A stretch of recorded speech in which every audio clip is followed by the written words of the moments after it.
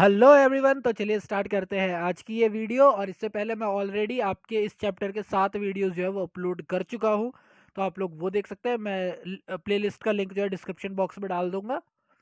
तो स्टार्ट करते हैं आज की वीडियो। तो देखिए, आज जो हमें सबसे पहली चीज़ पढ़नी है वो पढ़नी है औपचारिक संप्रेषण, यानी कि फॉर्मल कम्युनिकेशन। ठीक है। संप्रेषण का मतलब कम्युनिकेशन होता है। मैं एक और बात बोल दूं कि देखो, अगर आप में से कोई भी बच्चा ऐसा है जो सीए परस्यू करने वाला है, तो वो सीए फाउंडेशन का एग्जाम देगा ही देगा। और सीए फाउंडेशन का एग्जाम देगा तो सीए फाउंडेशन में आजकल इंग्लिश हो गई है कंपलसरी, जिसको वो लोग बिजनेस कॉरेस्पॉन्डेंस एंड रिपोर्टिंग के नाम से डालते हैं। आप देख सकते हो सिलेबस उनका।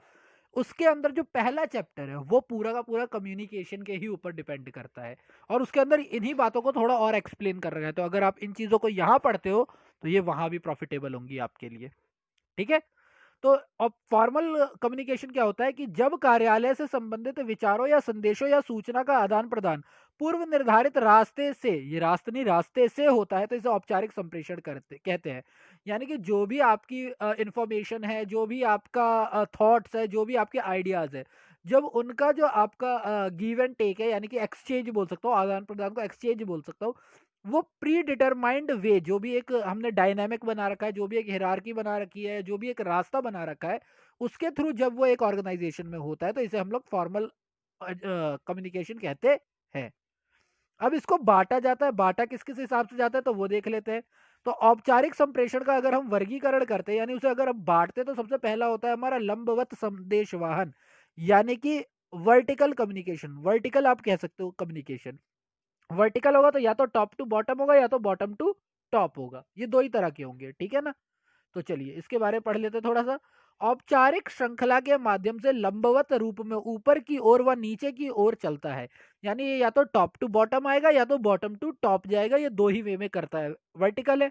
नीचे की ओर अथवा अधोमुखी संदेशवाहन, यानी कि अगर टू दी बॉटम होगा तो उसे हम लोग डाउनवर्ड्स कहेंगे, जिसके अंदर कंपनी के नियम, योजना, नीति, ये सब क्या होता है, ये सब ऊपर के लेवल पे बनता है। लेकिन इसको फॉलो को किसको करना होता है, नीचे के लोगों को। तो कोई भी जब प्लानिंग व्लानिंग होती है, ये सब ऊपर होती है, वहां से नीचे की तरफ आती है, यानी टू टू दी बॉटम आती है। जबकि कोई भी सुझाव या शिकायत, कोई भी सजेशन है, कोई भी प्रॉब्लम है, तो ये बॉटम टू टॉप, यानी कि अपवर्ड्स जाती है। ऊर्ध्वमुखी का मतलब अपवर्ड होता है, अधोमुखी डाउनवर्ड होता है, ऊपर की ओर टू दी टॉप, नीचे की ओर टू दी बॉटम। ठीक है। उसके बाद हमारा होता है यहाँ पर आप देख भी सकते हो, ये फिगर है हमारी, to the bottom, to the top. उसके बाद आता है हमारा समतल संदेशवहन, जिसे हम लोग बोलते हैं हॉरिजॉन्टल कम्युनिकेशन। औपचारिक श्रृंखला के माध्यम से समतल रूप में ही स्तर के दो व्यक्तियों के मध्य चलता है। यानी बोलने का मतलब है कि अगर दो लोग हैं जो कि मिड लेवल पे, ये भी मिड लेवल पे, ये भी मिड लेवल पे है, तो ये दोनों आपस में बात कर सकते हैं। मैं आपको एक एग्जांपल समझा देता हूँ। देखो, एक हमारे साइंस का टीचर होता है, एक हमारे कॉमर्स का टीचर होता है। तो अगर साइंस का टीचर और कॉमर्स के टीचर दोनों की हम बात करते हैं, तो ये दोनों सेम लेवल पे है, तो ये हमारा क्या हो जाएगा, ये हो जाएगा हमारा हॉरिजॉन्टल कम्युनिकेशन। लेकिन प्रिंसिपल जब अपने टीचर से बात करेगी तो ये क्या हो जाएगा हमारा वर्टिकल। और साथ ही साथ स्टूडेंट भी जब टीचर से बात करेंगे तो ये क्या हो जाएगा हमारा वर्टिकल। ठीक है। तो अब हम अगली बात करते हैं। वो हम क्या करते हैं, वो है हमारा औपचारिक संप्रेषण के लाभ, यानी कि मेरिट ऑफ फॉर्मल कम्युनिकेशन। तो पहला क्या है, सूचनाओं का निश्चित रास्ते से प्रवाह, यानी कि जो हमारी इंफॉर्मेशन होती है वो उसका एक फिक्स्ड पाथ होता है और प्री डिटरमाइंड पाथ होता है, उसी के थ्रू जाती है। दूसरा, सूचनाओं के स्रोत की जानकारी में सुगमता, यानी वी ऑलरेडी नो कि भैया ये सोर्स कहाँ से, ये कहाँ से इंफॉर्मेशन आ सकती है, ऐसा नहीं कि हमें भटकना पड़ेगा। उत्तरदायित्व निर्धारण में आसानी, यानी हमें पता है कि हमारी जवाबदेही किसकी होगी, कौन हमें आंसर करेगा इस चीज़ के लिए, कौन इसका फीडबैक देगा। और देन नियंत्रण में सुगमता, यानी कि हम कंट्रोल करने में इजीली होता है, हमें बहुत इजी होता है। अगर हम इसकी सीमाओं की बात करके देखो, कोई भी चीज़ है उसके अंदर मेरिट होती है तो डिमेरिट भी होती है। पहले तो ये एक स्लो प्रोसेस है, धीमी प्रक्रिया है। दूसरा, ये व्यक्तिगत रुचि का अभाव रखती है, क्योंकि इंसान की फीलिंग से कोई लेना देना ही नहीं है, आपका करने का काम पहले से प्री डिटरमाइंड है, आपको करना ही करेगा। और इसमें कार्य की अधिकता भी हो जाती है, यानी वर्कलोड जो है वो बढ़ जाता है। अगर वहीं पर हम लोग अनौपचारिक संप्रेषण यानी कि इनफॉर्मल की बात करते हैं, तो संचार की औपचारिक रेखाओं को अपनाए बिना किया जाने वाला संप्रेषण अनौपचारिक संप्रेषण होता है। यानी जैसे आप अपनी फैमिली में बात करते हो, अपने दोस्तों के बीच बात करते हो, ये आपका क्या होता है, अनौपचारिक संप्रेषण होता है। क्योंकि ये औपचारिकता, यानी कि जितनी भी फॉर्मल लाइंस होती है, ये उसको बिना यूज किए हम करते हैं। अनौपचारिक संप्रेषण के अधीन सूचनाओं के प्रवाह में कोई निश्चित दिशा या मार्ग नहीं होता है। हमें पता है कि इसका कोई प्रॉपर कैसे हो सकता है, जब फॉर्मल कुछ है ही नहीं तो इसके अंदर कोई फॉर्मल पाथ नहीं होता, कोई निश्चित फॉर्मल डायरेक्शन या पाथ नहीं होता है।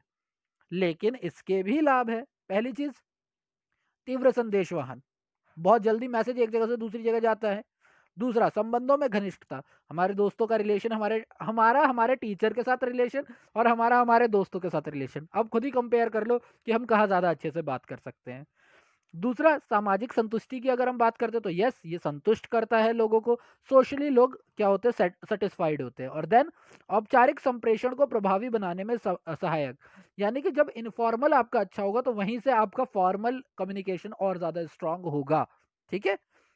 देन इसकी कुछ सीमाएं भी, अगर मैं सीमाओं के बारे में बात करता हूँ तो यानी डीमेरिट्स के बारे में बात करता हूँ तो संदेशों की गलत प्रस्तुति, यानी कि हो सकता है कि एक मैसेज आप किसी और को कुछ दे रहे हो, वो कुछ और ही बता दे, यानी कि रॉन्ग प्रेजेंटेशन हो जाती है।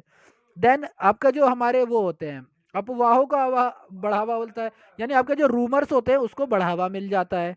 देन हमारा क्या होता है, असंगठित और अनियमित होते हैं, यानी कि इसमें क्या होता है, ये अनऑर्गेनाइज्ड होते हैं और इरेग्युलर होते हैं। और दूसरा, महत्वपूर्ण सूचनाओं की गोपनीयता में कमी, यानी कि जो हमारी इंपॉर्टेंट, इसमें आप सीक्रेट नहीं रख सकते कुछ, कैसे ही रख लोगे सीक्रेट, आपको पता ही नहीं मैसेज कौन फैला देगा, कहाँ फैला देगा, जैसे रूमर फैलते हैं। ठीक है ना। तो ऐसे ही अब हम इसके बीच में अंतर पढ़ लेते हैं फटाफट।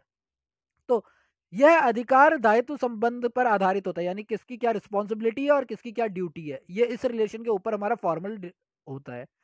यह व्यक्तियों के आपसी संबंध और पारस्परिक संबंध पर निर्धारित होते हैं, यानी कि ये जो हमारा इंडिविजुअल रिलेशन है किसी का, उस पर डिपेंड करता है।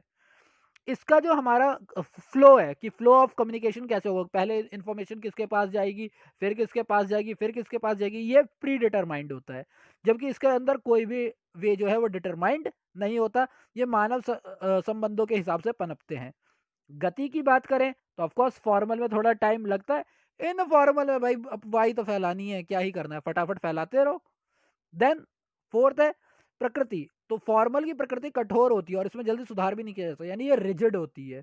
लेकिन इसमें पर्सन टू पर्सन ये बदल सकता है।